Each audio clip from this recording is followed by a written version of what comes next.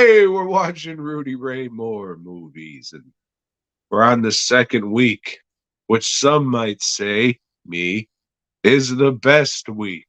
The Human Tornado! Human tornado. Muses kicked me, didn't bruise my hide. Rattlesnakes bit me, they done crawled off and died. Fucking awesome. One of my favorite movies ever. Like all movies, all time in the top 10. Faux show. I love this movie.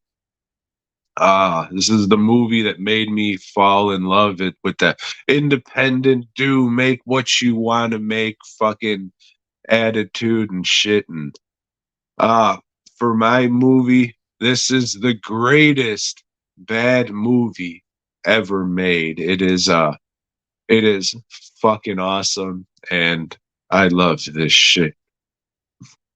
Joe, how do you feel about the Human Tornado?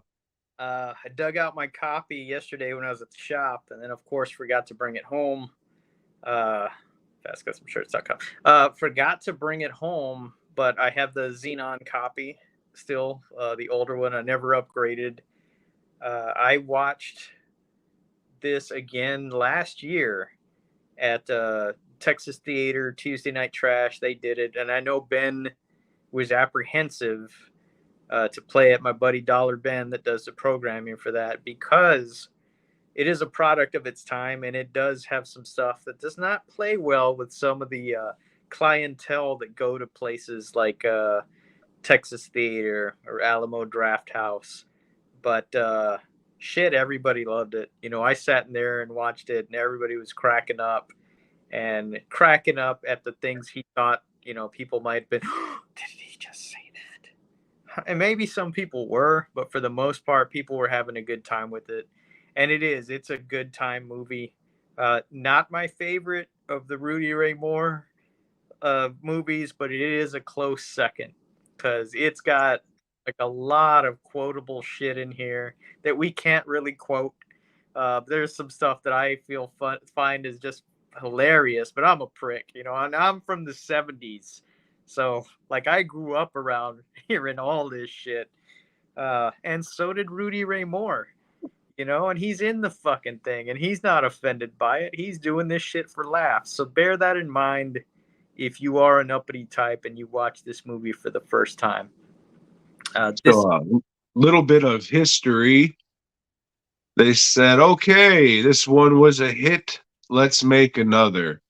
So they found a dude named Cliff Rockmore who was working theater, like directing theater. So they got him to direct it. Side note, I guess Cliff Rockmore met Mo Howard at a post office and said, "Knock, knock, you should work for Rudy Ray Moore." Knock, knock, or some whatever the fuck they do. And that didn't lead to anything, but it was a premonition. So then there was a few different people who shot this movie. The guy who shot Dolomite, he came back and did some stuff. But Dean Cundy shot some of this shit, which is fucking ridiculous because he worked on your favorite movie, Jurassic Park. And they shot a lot of this movie in what was called the Dunbar Hotel. A lot of Rudy Ray Moore's movies were shot here. And Rudy Ray Moore actually lived here. Ah, boy. So this was a condemned building. Didn't have water. Didn't have power. He spliced something up to a pole so they can get power, but there was no running water. It seemed like he lived here for years and years and years. So I guess he was a hobo. They said like he had permission to oh yeah, they let him live there in order to keep the vagrants and stuff out. But I mean, if you don't have electricity and you're not having running water. What the fuck's going on? But hey, we got this place. You might have to smell my stinky nuts while we're shooting, but we got this fucking place. Let's do it. So they got the script, everything they needed together. Again, Jerry Jones wrote it, and they set out to make the human tornado. Uh Starts out somewhere in the east. I guess Dolomite didn't go back to Africa like the last movie suggested. And they're having a party. Old Dolomite's having a party at his residence, somebody else's residence. Not made clear. Whoever's it is, they're cool with him bringing Tricks back to fuck. Hmm. So in this one, I guess times is tough, and old Dolomite needs to slang that dick to make ends meet, and he really doesn't want to do it.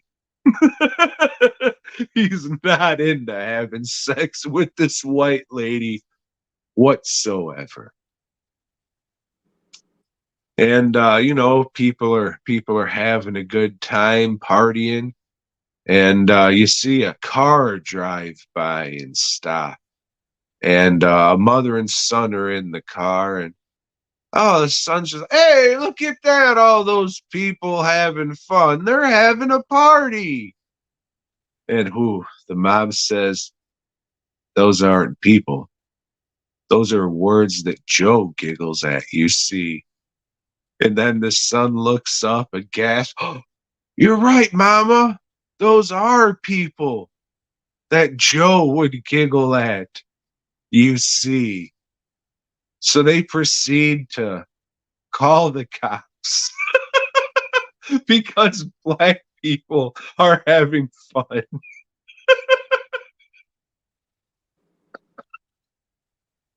See, that's why I figured they were in the South. And the way the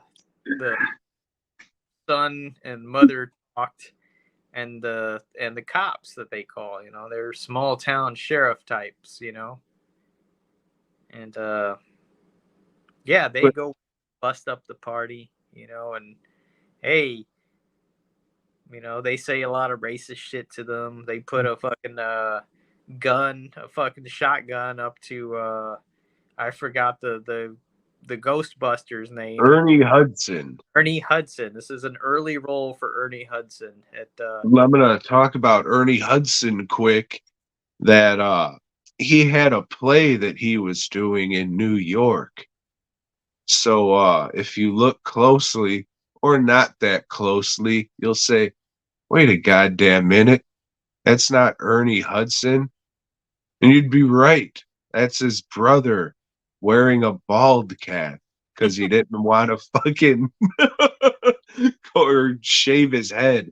So he has like a weird mongoloid shaped head, and it's very noticeable, and what adds to the charm of this movie. But yeah, the local Smoky come in, and it turns out the lady that paid Dolomite to have sex with her, that's the sheriff's wife. Doesn't take too kindly to that, and well, the about to do some raping of himself of his own, from a party goer. But yeah, once discovering that his wife was miscegenating, he wasn't having none of that. so old Charlie busts into the room and sees that the sheriff's wife's in bed with one of those people, and he does one of these. I can't even make the fucking crazy ass face this honky made, but Jesus Christ, was it hilarious. And the old sheriff sees, and he says, Killer Charlie, killer. And then we have the classic line from the movie says, the lady says, he made me do it. And then Rudy Ray Moore says, bitch, are you for real? And then she proceeds to get shot in the head. He grabs his clothes naked and then jumps off the side of a fucking hill to get away. And he really did that jump because they show it twice, and it has a disclaimer. I really did this jump. Instant replay. But Yep. it wasn't. It Yes. was Jimmy Lynch who actually jumped. He rolls down, and his buddies are there, and they pick him up, and well, shit, it's time to leave town, right? Time to head back to old L.A. They need a way to get there. Dolomite doesn't even have any shoes. Side note about old Ernie Hudson. Um, he came up to my table at one show. I believe it was Frightmare. Eyed the shirt that you're wearing there and said, "You know what? They say I'm in this, but I don't remember being in this." He took the shirt anyway, though. So that explains that. Yeah, as Tom said, continue, Tom. They don't have a ride. They need to get some wheels. They need to get out of there. So one of Dolomite's shirtless friends says, hey, I'll flag down a ride, and wouldn't you know it?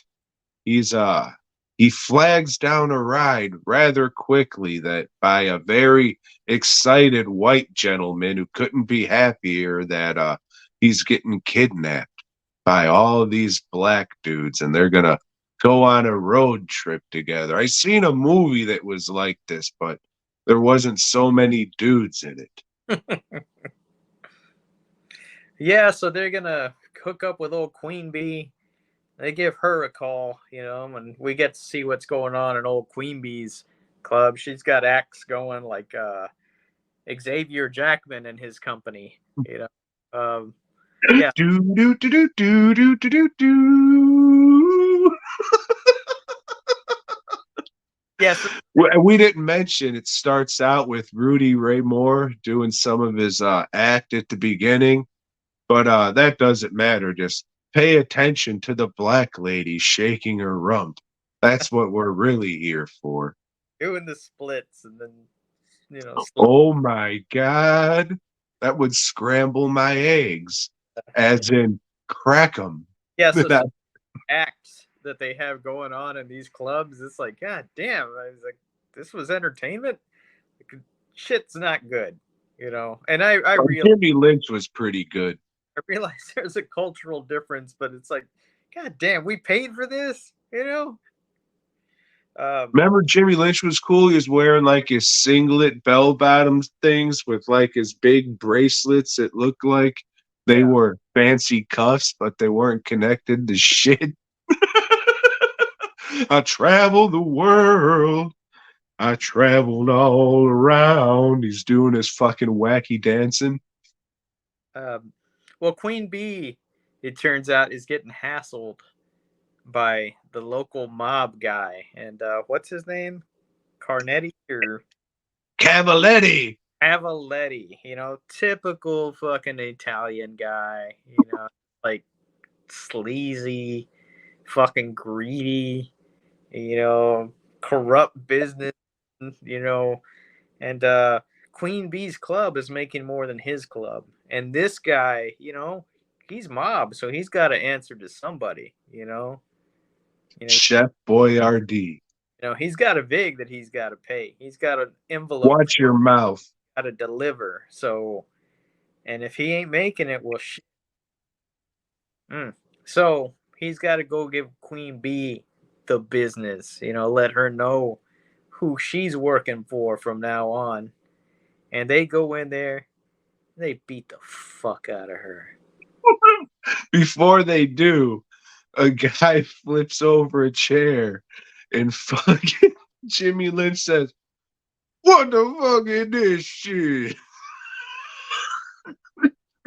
Terrific. And then his queen bee's getting the shit beat out of him. Ah! Ah! I laugh and laugh and laugh every time at this garbage ass ADR. Now, Queen Bee works at this other guy's club. All the bitches that work there with Queen Bee, who in the last movie they were all karate experts, they work over there too, but kind of they have to because two of the girls they have held prisoner in like some garage, and they're just chained up, and Well, let, Cabalet. let me ask you a question about these two girls that are chained up. Did one of them come off a little more sexy than the other one there, Joe? Yeah, a little bit, yeah, Yeah? yeah. Which one? But the mom, the mom that comes in, Cabaletti's mom, like to torture them, and she's like some kind of strega, as they say in Italy. That means witch, I think. I don't know. It's kind of confusing what she's doing, but well, Rudy Ray Moore and the fellas they get into town. They let their effeminate friend go, and he's happy because he, always wanted to visit L.A. And now they're just Because looking. it's full of people like him. Yeah. Now they're looking for Queen Bee for like 15 minutes. They go from club to club, and we get to see the different acts at different clubs. And finally, somebody tells her, "Oh, she's here. She works right here." Well, they were looking for Hurricane Annie, Hurricane Annie. the There you go. woman with the giant tits. Yes. Yeah. And yeah, she gets Dolomite to do some exercises in bed. And he says, "Fuck that. Let's just fuck." And they do. And And I was watching that scene and I said, fuck, that's what the mask hole's missing. A black velvet painting of a naked black lady. well, you So because I was gonna look for one for you for Christmas. they're That's expensive. They're more than I thought they would be. up. Okay. But yeah, thinking I might have to whip out the old paintbrush for that and do a reproduction of the one from the movie. But we'll see. But yeah, I definitely looked it up. Sounds like I'm sure there's just hundreds of these just floating around that nobody wants anymore. Nope. Cheapest I found for like an okay one was like 350. Sorry. I'm too Jewish for that shit. Gotcha. I'll make my own. Anyways, Joe, back to the human tornado. Yeah. Uh, yeah. Now he's got to fight Scagnetti and the boys. Cavaletti. Cavaletti. And part of the way to do that is to fuck Cavaletti's wife, his big-titted wife, Tom, who she's got fantasies of getting railed by three black guys or something.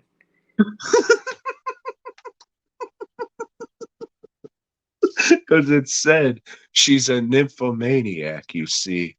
And that was the way to get the information. Is to dress up as a door-to-door nude art salesman and seduce the mobster's wife. And she comes to the door pretty much naked. So they start making whoopee. And it's so good that all the electricity in the house starts exploding. And then the roof fucking falls on them and surprisingly doesn't cause any spinal damage, which was good. Which was good. So he's fucking her, trying to get the information. Where's the girls? Where's the girls? On the house, on the hill, in Pasadena, a house on the hill, in Pasadena, a house on the hill, in Pasadena. And then we hear a house on the hill in Pasadena. And then we go to the house on the hill in Pasadena, but not before the group comes together and says, all right, we know where this girl and that other maybe a girl is. So now, don't you laugh at that, Joe. How dare you? So now we got to go rescue our friends. And just then, international karate superstar and Chuck Norris's bodyguard, Howard Jackson, walks in. And Lady Reed goes, Howard Jackson! Terrific. Fucking terrific. Why she pulls a Kevin McAllister, I don't fucking know. But she is very excited that they have a world karate champion to help them take down white people. Well, I hope the girls in California are as good as this apple, Tom.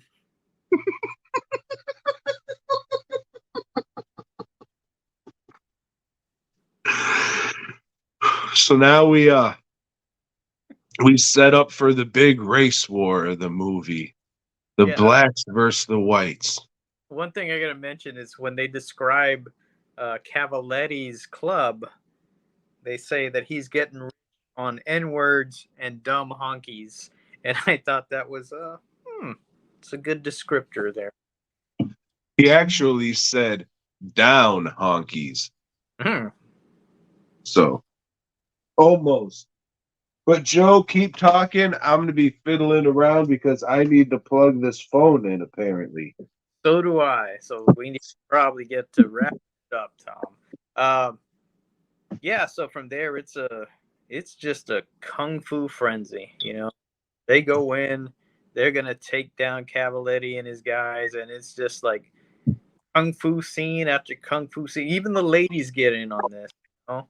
If they're not gonna kung fu, they're just gonna gun fu them and just shoot them to death.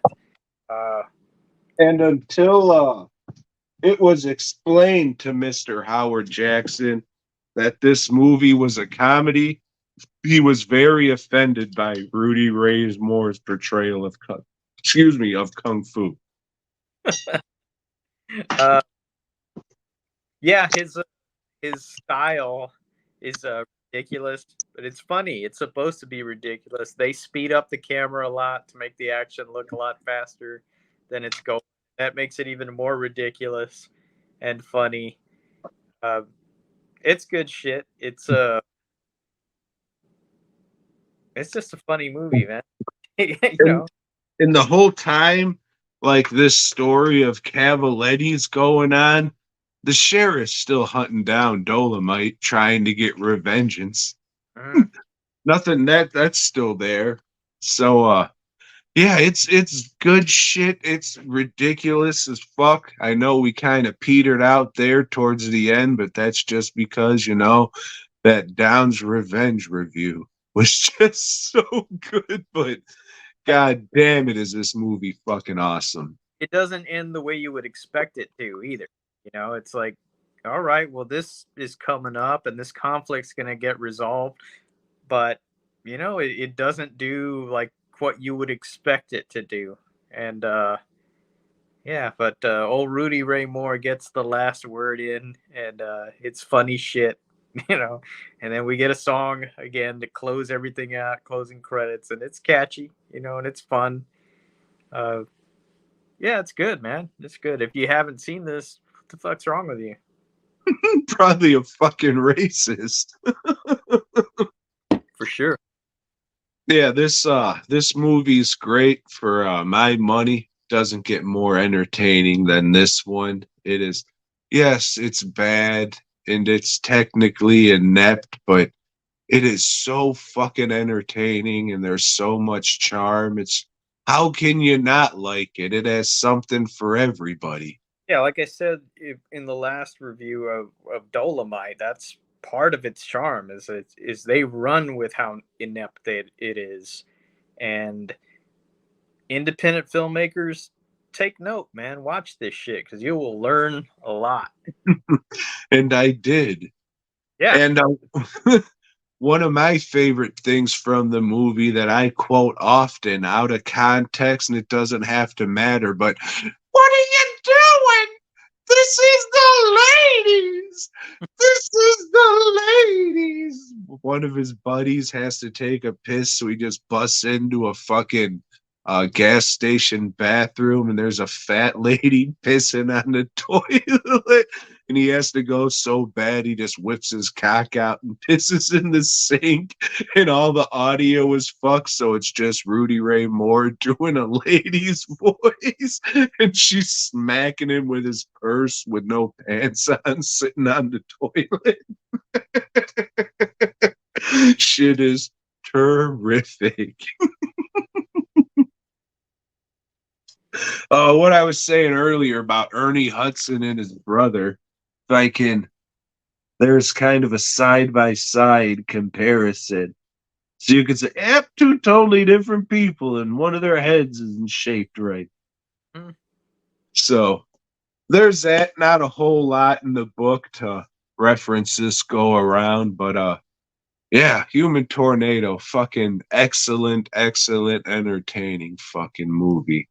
Would recommend highly.